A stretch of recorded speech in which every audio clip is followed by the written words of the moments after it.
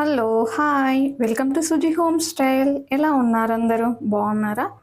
ఈరోజు వీడియో ఏంటంటే బెండకాయ చారండి రెసిపీ. చూద్దామా నేను ఎలా చేస్తాను.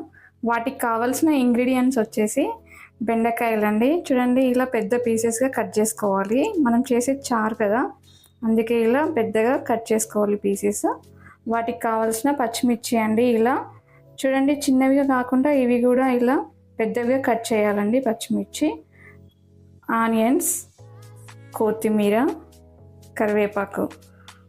వీటితో నేను బెండకాయ చారు చేస్తానండి, చాలా సింపుల్గా. ఇవే అండి ఇంగ్రీడియంట్స్ మనకు కావాల్సినవి బెండకాయ చారుకి.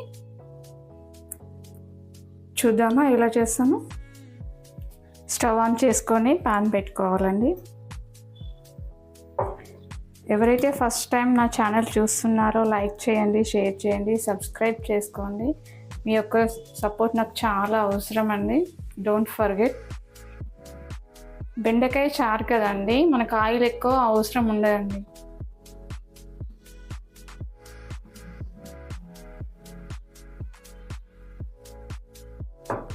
ఆయిల్ హీట్ అయ్యాక,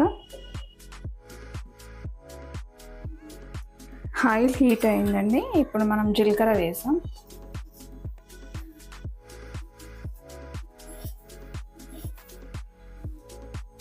ఆవాలు స్పూన్.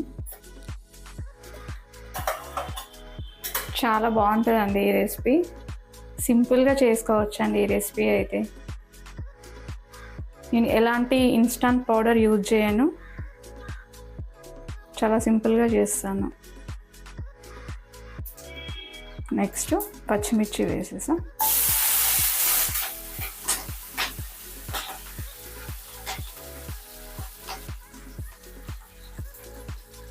ఆనియన్ కూడా వేసేసాం. పచ్చిమిర్చి, ఆనియన్ చక్కగా కలిపేసేయాలి.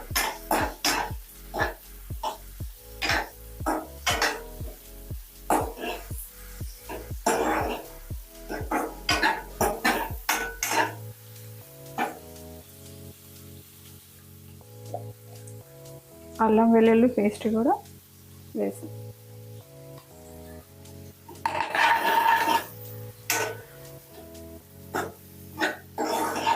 మంచిగా ఫ్రై అయ్యేంత వరకు కలపాలి.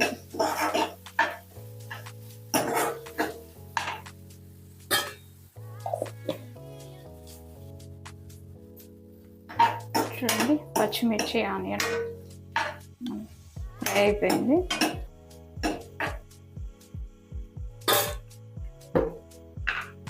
ఇప్పుడు రుచికి సరిపడా సాల్ట్ తీసుకోవాలి.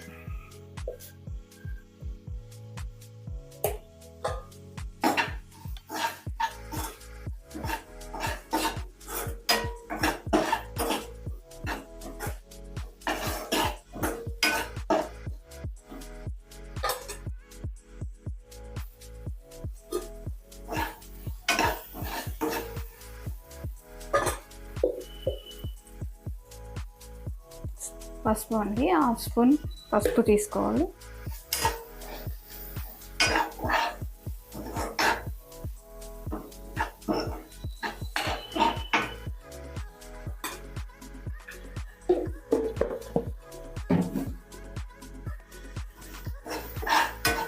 చూడండి, ఫ్రై అయిపోయండి పచ్చిమిర్చి, ఆనియన్, అల్లం వెల్లుల్లి పేస్ట్. నెక్స్ట్ మనము కట్ చేసిన బెండకాయ పీసెస్ని వేసుకోవాలి.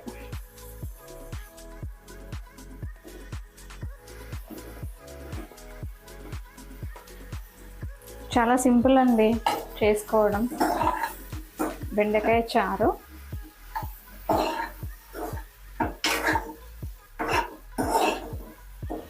ఇలా బాగా కలుపుకోవాలి బెండకాయలని.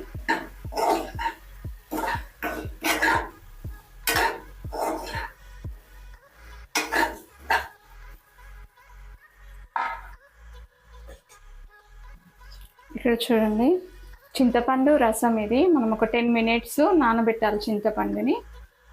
చింతపండు నానబెట్టాక రసం అండి, వాటి రసం తీసుకోవాలి. బెండకాయ చారు కదా చేసేది, చింతపండు రసం వేసుకోవాలి ఫైనల్గా.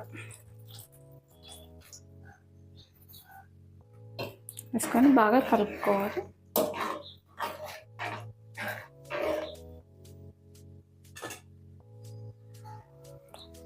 ఒక 5 మినిట్స్ అలా మూత పెట్టేసేసి లో ఫ్లేమ్లో పెట్టాలండి. మరుగుతుంది మనకు బెండకాయ చారు. ఎలా మరుగుతుందో బెండకాయలు మనకి. ఇప్పుడు మనం కట్ చేసిన కరివేపాకు, కొత్తిమీర వేసుకోవాలి.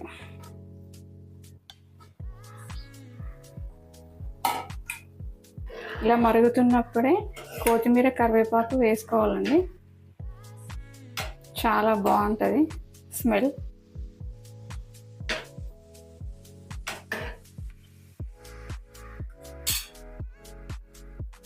ఒక 10 మినిట్స్ వరకు ఇలా మరగనివ్వాలండి బెండకాయ చారుని.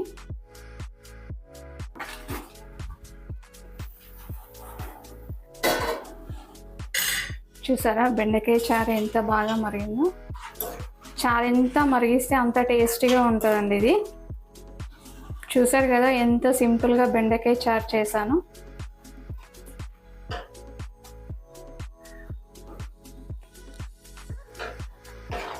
బెండకాయ చారు అయితే కంప్లీట్ అయిందండి చేయడం రెసిపీ. అంతే, స్టవ్ ఆఫ్ చేసేసుకోవాలి. ఎంతో రుచికరమైన బెండకాయ చారు రెడీ అయిపోయిందండి. ఐ హోప్ ఈ వీడియో మీకు నచ్చింది అని అనుకుంటున్నాను. Thank you for watching. Bye bye. చూడండి బెండకాయ చారు